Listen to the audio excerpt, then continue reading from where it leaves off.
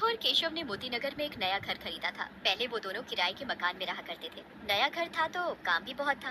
घर का सारा सामान इधर उधर फैला पड़ा था। उनके पास एक कुत्ता भी था जिसका नाम शेरू था। केशव, वहाँ से यहाँ सामान शिफ्ट करने में बहुत हालत खराब हो गई।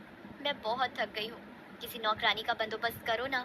सुलेखा, हम यहाँ अभी अभी नए आए हैं, इतनी जल्दी नौकरानी मिलना मुश्किल है। तभी दरवाजे की घंटी बजती है। सुलेखा दरवाजा खोलती है। कौन हो तुम? वो औरत काम वाली होती है, शांति। मेम साहिब, मैं नौकरानी है, शांति। है नौकरानी? इतनी जल्दी? केशव, जल्दी इधर आओ। अभी हम नौकरानी की बात कर रहे थे और देखो ना, नौकरानी आ भी गई। अरे सुलेखा, अभी तो हम यहाँ नए नए आए हैं, इसे कैसे पता कि हमें नौकरानी की जरूरत है? तुम ज्यादा मत सोचो, बस मुझे नौकरानी मिल गई और क्या। मैंने आप लोगों को यहाँ आते देखा। नए नए आए हैं तो नौकरानी की जरूरत तो होगी। मैं इसी सोसाइटी में काम करने आती हूँ। अच्छा अच्छा, ठीक है, तुम आज से ही काम शुरू कर दो। आज से क्या, अभी से? ठीक है। शांति को देखकर कुत्ता भौंकने लगता है, पर कुत्ते पर कोई ध्यान नहीं देता कि क्यों भौंक रहा है। सुलेखा आराम से सोफे पर बैठ जाती है। केशव ऑफिस चला जाता है और शांति काम में लग जाती है।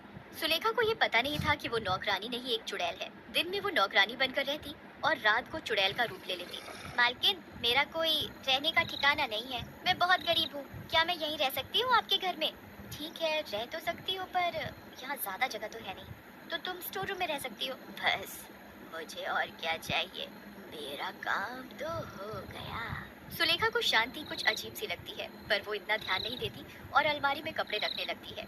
और शांति रसोई घर में काम कर रही होती है। शाम को केशव भी ऑफिस से घर आ जाता है। दोनों खाना खाकर सो जाते हैं। सुलेखा और केशव सो रहे होते हैं तो सुलेखा को कुछ आवाजें सी आती है, तो वो उठ जाती है। ये अजीब सी आवाजें कहाँ से आ रही है? उठकर देखती हूँ कौन है। कोई नहीं होता। आवाजें भी बंद हो जाती हैं, पर कुत्ता अभी भी भौंक रहा होता है।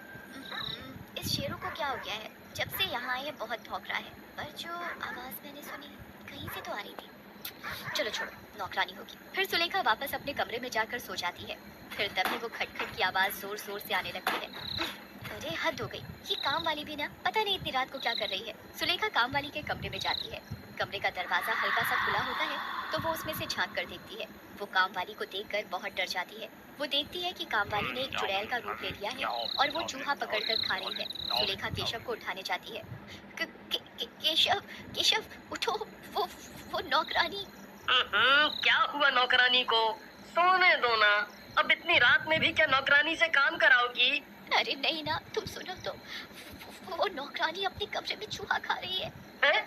सुलेखा, तुमने कोई बुरा सपना देखा होगा। सो जाओ और मुझे भी सोने दो, सुबह ऑफिस भी जाना है। क्या पता मैंने जो देखा वो मेरा वहम हो। फिर सुलेखा सो जाती है। सुलेखा सुबह उठती है तो शांति रसोई में बर्तन धो रही होती है और शांति का चेहरा भी नहीं दिख रहा होता। शांति, केशव और मुझे किसी काम से बाहर जाना है अभी, तुम जल्दी जल्दी काम खत्म कर लो। शांति डरावनी सी आवाज में बोलती है। ठीक है मेम साहब। इस शांति को क्या हो गया? अभी तक तो इसकी आवाज ठीक ठाक थी, अब इतनी बदल कैसे गई? सुलेखा और केशव दोनों बाहर चले जाते हैं। जब शाम को घर लौटते हैं तो देखते हैं कि घर का दरवाजा खुला है और शांति रसोई में उनके कुत्ते शेरू को खा रही है। ये सब देखकर सुलेखा केशव को बुलाती है। केशव, वो अब क्या हो गया? अभी तो तुम ठीक थी, अभी घर में आते ही क्या हो गया? वो शांति हमारे कुत्ते शेरू को मारकर खा रही है। केशव अंदर जाकर देखता है तो शांति रसोई में पोछा लगा रही होती है। सुलेखा, तुम्हारा दिमाग खराब हो गया है। देखो जरा, वो बेचारी तो पोछा लगा रही है। सुलेखा को कुछ समझ में नहीं आता कि उसके साथ ये क्या हो रहा है। फिर वो अपने शेरू को देखने जाती है, पर उसे शेरू कहीं भी नहीं दिखता। सुलेखा मन में सोचती है कि अगर फिर से केशव को बोलूंगी शेरू के बारे में तो वो फिर से मुझ पर गुस्सा करेंगे। रात हो जाती है, दोनों सो जाते हैं, पर सुलेखा को नींद नहीं आ रही होती, तो वो खिड़की से बाहर झांक रही होती है। तभी क्या देखती है कि शांति सोसाइटी में चुड़ैल बनकर घूम रही है। ये शांति एक चुड़ैल है जो हमारे घर में कब से रह रही है। इसने मेरे शेरू को भी मार के खा लिया। सुलेखा पूरी रात नहीं सो पाती। सुबह होते ही केशव को सब बता देती है। बस, बहुत हो गया, तुम सच में पागल हो गई हो। जाकर किसी अच्छे से डॉक्टर से इलाज कराओ अपना। शांति रसोई में काम कर रही है, वो कोई चुड़ैल वुड़ैल नहीं है। केशव फिर ऑफिस चला जाता है। ये मेरे साथ क्या हो रहा है? केशव को तो कुछ नहीं दिखता। मुझे वो शांति बार बार चुड़ैल दिखाई देती है। मुझे इस शांति पर नजर रखनी पड़ेगी। अगले दिन शांति रसोई में काम कर रही होती है तो सुलेखा केशव के लिए नाश्ता बना रही होती है और शांति पर चुपचाप नजर भी रखती है। तभी देखती है कि अरे चीनी तो खत्म है, अब केशव के लिए चाय कैसे बनाऊं? हाँ, पड़ोसी कब काम आएंगे, पड़ोसियों से थोड़ी चीनी ले आती हूँ। सुलेखा चीनी लेने पड़ोसी के घर जाती है और घंटी बजाती है। पड़ोसन दरवाजा खोलती है। हेलो, मैं आपकी पड़ोसन हूँ, मेरा नाम सुलेखा है और हम यहाँ अभी कुछ दिन पहले ही आए हैं। अच्छा, अंदर आइए ना। अच्छा, आपने बोला कि आप कुछ दिन पहले ही यहाँ आए हैं। कौन से घर में आए हैं? वो 2 घर छोड़कर जो घर है ना, वो ही। इतना सुनते ही पड़ोसन चौंक जाती है। वो घर? क्या हुआ? आप इतनी घबराई हुई क्यों लग रही हैं? आपको पता नहीं कि वो घर तो सालों से बंद पड़ा था। उस घर में एक चुड़ैल है, वो भी एक नौकरानी चुड़ैल। क्या? कौन? कौन नौकरानी? बताओ ना सर। जो घर आपने खरीदा है वो घर 10 सालों से बंद पड़ा है। आप लोगों के आने से पहले जो लोग इस घर में रहते थे, उस घर में एक नौकरानी थी। उस नौकरानी की जो मालकिन थी, उस पर वो बहुत अत्याचार करती थी। उससे बेहिसाब काम करवाती थी। उसे बात बात पर मारती थी बहुत। खाने को भी नहीं देती थी ढंग से। बचा खुचा खाना उसे देती थी। गरीब थी वो बेचारी। उसके पास रहने का कोई ठिकाना नहीं था, तो उन्हीं के घर में रहती थी, स्टोर रूम में। एक दिन घर के सभी लोग कुछ दिनों के लिए बाहर चले गए घर में ताला लगाकर, और उस नौकरानी को स्टोर रूम में बंद कर गए। जब वो लोग वापस आए तो क्या देखते हैं कि वो नौकरानी स्टोर रूम में मरी पड़ी है। उसके मरने के बाद उस घर में सभी लोगों की लाशें मिली। सोसाइटी के सभी लोग यही कहते हैं कि वो नौकरानी मरने के बाद चुड़ैल बन गई। उसी ने मारा है सबको। उसे यहाँ सोसाइटी में देखा भी गया है कई बार रात को। सुलेखा ये सब सुनकर बहुत डर जाती है। आप ये सब क्या बोल रही हो? अच्छा, आपने उस नौकरानी का नाम क्या बताया? उसका नाम? शांति। इस नाम की नौकरानी तो मेरे घर काम करती है। मुझे अभी घर जाना चाहिए। सुलेखा जल्दी जल्दी घर पहुंचती है तो क्या देखती है कि नौकरानी चुड़ैल के रूप में है और उसने केशव की गर्दन पकड़ रखी है। केशव, केशव! शांति, केशव को छोड़ दो।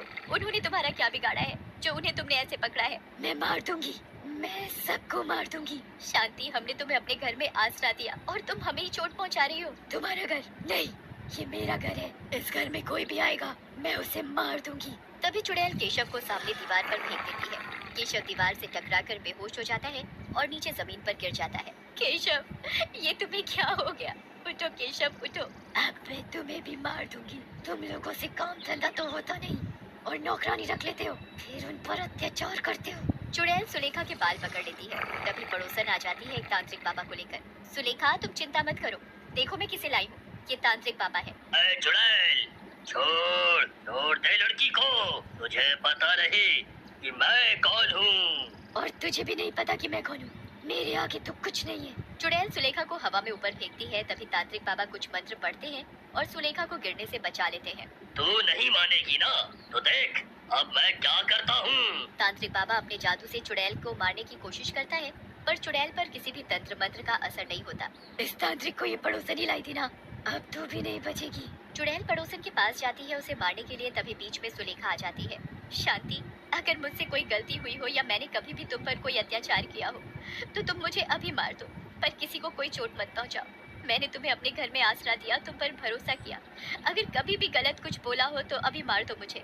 सुलेखा की बातें सुनकर चुड़ैल शांत हो जाती है और बोलती है, तुम बहुत अच्छी हो मेम साहिब। हर कोई उनकी तरह नहीं होता जो लोग पहले इस घर में रहा करते थे। इतना कहकर चुड़ैल वहाँ से गायब हो जाती है।